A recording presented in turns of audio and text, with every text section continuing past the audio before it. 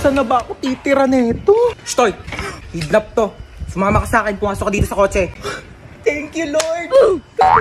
Nagawa na yun itong babaeng to.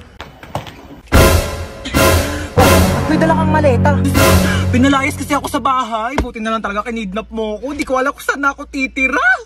Hindi ako nag-aampon. Kasi pa to, libre na nga eh. Nakikidnap ako, tapos nangihingi ako ng pera sa mga magulang nyo. Wala kang mapapala sa nanay ko. Hello? Hello? Nasa akin ang anak mo. Sino anak? Anong pangalan?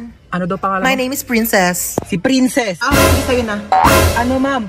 1,000,000 po kapalit ni Princess. Ano, 1,000,000? Bibili na lang ako ng rice cooker.